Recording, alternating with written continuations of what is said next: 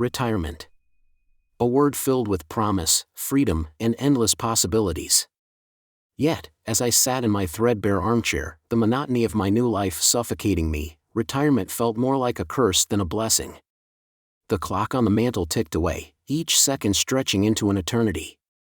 My once bustling life as a schoolteacher, filled with the laughter and inquisitive chatter of children, had been replaced by the quiet ticking of time. My house, once buzzing with the vibrant energy of a young family, was now quiet and empty. The kids had grown up and moved away.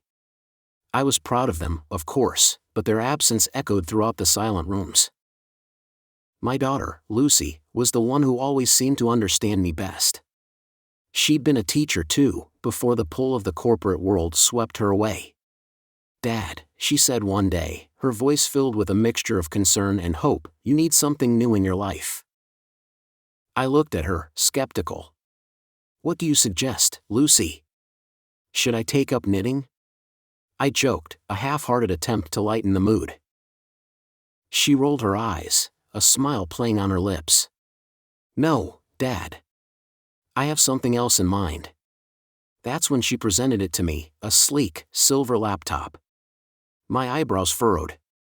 Technology and I had always been uneasy allies at best. "Dad, it's time you explored the internet," she said, her eyes sparkling with excitement. "You'll be amazed at what you can find. News, games, books, even friends. Give it a try, will you?" I agreed, more to ease her worry than out of any real enthusiasm. But as I opened the laptop for the first time, looking at the empty classroom-themed wallpaper, I couldn't help but feel a spark of curiosity.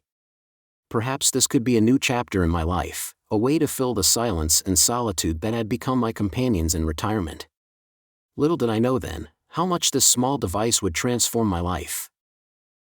Days turned into weeks, each one blending into the other in a monotonous cycle of solitude. The laptop, however, was a welcome diversion. It was like a magic portal, leading me to places and people I would never have encountered otherwise. I began exploring news websites, online forums, ebooks, and even a virtual chess club. One sunny afternoon, I found myself aimlessly clicking through the web, a hot cup of coffee by my side. The cursor landed on a peculiar website, Click to Change. It was minimalist in design, with a soothing blue background and a single line of text, "Change the world, one click at a time." Intrigued, I clicked on the About Us section. "We believe in the power of small deeds to create big changes," it read. This website offered simple tasks of social significance, all of which promised rewards upon completion. The concept piqued my interest. The idea of making a tangible impact, however small, was appealing. I navigated back to the homepage, where a list of tasks awaited me. The first task was simple enough, writing a letter of appreciation to a local healthcare worker.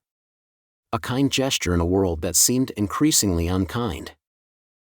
I thought about Dr. Patel, the kind-hearted physician at the local clinic. He'd been on the front line since the pandemic hit, working tirelessly to keep us safe. And yet, I realized, I'd never thanked him for his service. Reaching for my notepad, I began to pen my thoughts. My words were simple and sincere, expressing my gratitude for his unwavering commitment.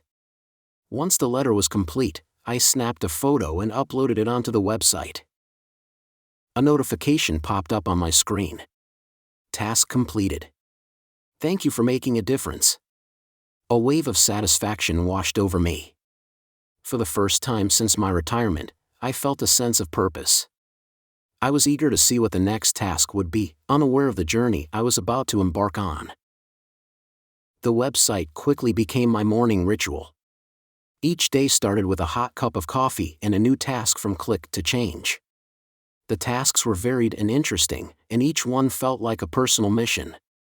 I was helping plant saplings in our local park, organizing cleanup drives, and reading stories to the children at the local hospital. And then, I started to share my journey online. I'd snap photos of my tasks, write about my experiences, and post them on the website. To my surprise, these posts started to get attention. People from across the globe began following my activities, leaving comments of encouragement and sharing their own stories of change.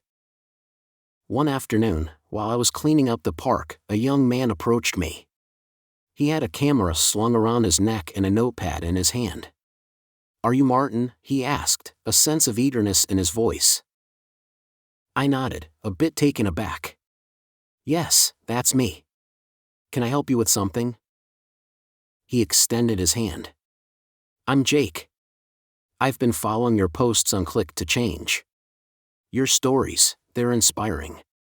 I wanted to meet you." Our conversation that day was the first of many. Jake became a regular companion on my quests, documenting our activities and sharing them on his blog. Our follower count grew exponentially, and before I knew it, I had become an unexpected social media sensation. Each night, as I closed my laptop, a sense of fulfillment washed over me.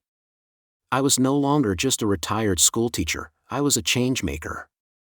And as I drifted off to sleep, I'd wonder about the next task, eager for another day of making a difference.